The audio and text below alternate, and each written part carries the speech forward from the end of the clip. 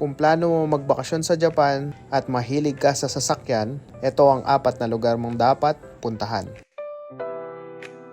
First stop, syempre, Apit Auto Box. Ito ay located sa Shinonome Koto City, Tokyo. Di ka maliligaw dito, gamit lang si Google Map. So sa labas pa lang, may mga display na nasasakyan. May GR Toyota, FL5. Kailangan mo makyat sa second floor para makita mo ang kanilang store. Sa entrance pa lang, mga apparel na agad makikita mo. Yung mga sapatos dyan like Puma, hoodies, t-shirt, iba't ibang design ng mga keychains, stickers. At kung mahilig ka talaga sa mga mini cars, maraming klaseng mini cars dito. Katulad nitong Supra ng Fast and Furious, medyo pricey nga lang. Pero collectible mga to. Halos kompleto sila sa mga Fast and Furious car. Sobrang detail nga ng mga mini cars dito, katulad nitong Nissan GT-R. Kompleto, pati makina. Ganun din sa interior. Ito, sample ng makina. Sobrang detailed. Meron din ditong mga collectible pang F1. Katulad nitong kay Max Verstappen ng Red Bull. Pero di ko alam kung heto ba yun kasi malit lang yan eh. Sila lang ng kamay ko. Or display lang to. As sample dun sa original kung ano talaga yung makukuha nilang helmet. Makikita nyo mga presyo niyan, di rin biro, di ba? Ayan, mga lug nuts ng race. May long, open stud, may maliit, mga keychain ng race, shift knob hoodie, utility box, at etc. At ito pa, sa gitna ng floor na to, may Starbucks. Habang nagsha-shopping ka, pwede mong papagintayin dyan yung girlfriend mo or asawa mo. So, akyat tayo sa 3rd floor. Sa floor na to, puro performance parts. Katulad nitong Blitz, isang buong room for Toyota 86 lang. Steering wheel, suspension, brakes, intake, exhaust. Meron din mga helmet dito katulad niyan, Arai. Talagang Arai yung presyo. Sparco meron din. Steering hub, steering wheel, mga original na steering wheel. Ayan, 80,000 yen.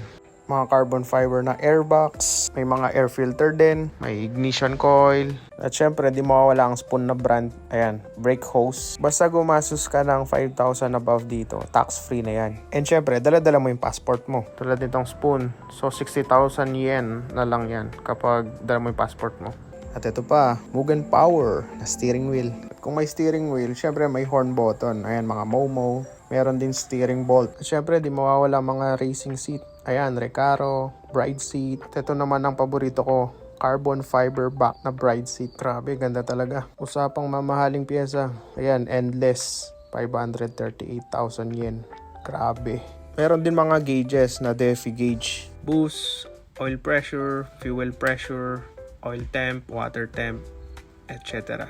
Isa pang sikat na brand dito, Gredi. Ayan blow off valve, 57,200 yen.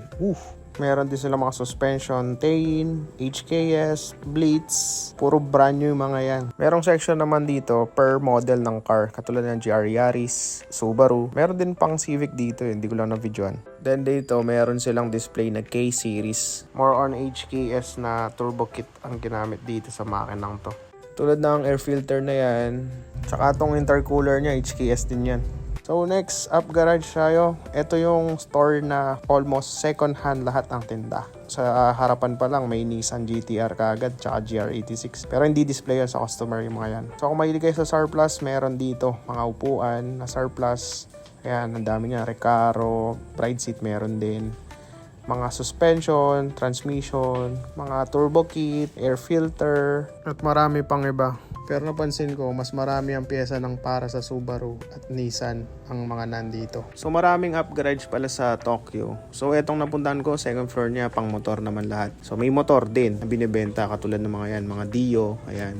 Siyempre may mga helmet din, ayan, exhaust din ng motor. Puro surplus dito pero in good condition pa rin. Meron din sila mga brand new pero mas konti yung brand new. More on surplus talaga. May hinanap ka surplus, malay mo andito. Next, Tokyo pa rin. Siyempre, Spoon naman. So, Spoon Sports. Sa mismong store, wala ka ganong makikita kasi sa front ka lang. So, sa ibang building pa ang kanilang showroom.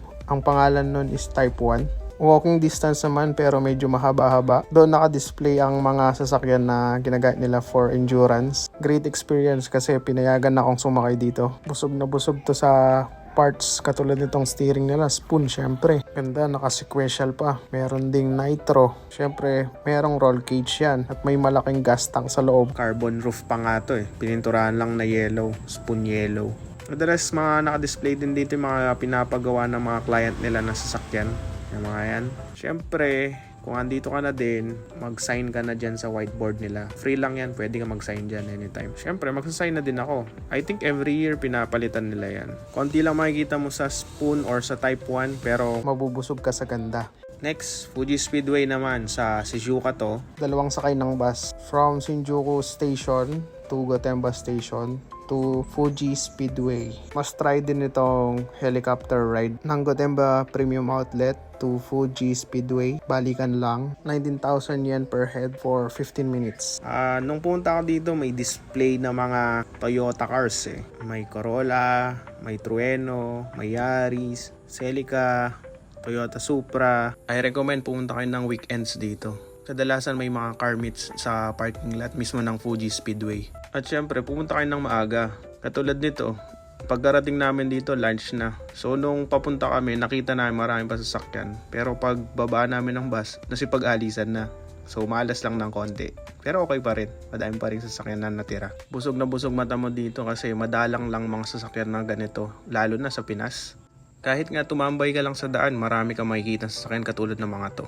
So, recap tayo. Kung mahilig kang mag-shopping ng mga accessories ng sasakyan or specific performance parts, punta ka ng 8-Pit Auto Box. Lalo na kung brand new ang kailangan mo. At kung surplus naman ang hanap mo, andyan naman ang Up Garage. Maraming Up Garage sa Tokyo. So, hanap na lang sa Google Map kung alin yung pinakamalapit sa'yo. Kung Honda fanatic ka naman, dapat mong mapuntahan ang Spoon Sports at Type 1 showroom. Kung gusto mo naman makakita ng iba't ibang klaseng sasakyan, punta ka ng Fuji Speedway. May kasama na tong view ng Mount Fuji. Okay, I think that's it for today. Follow for more.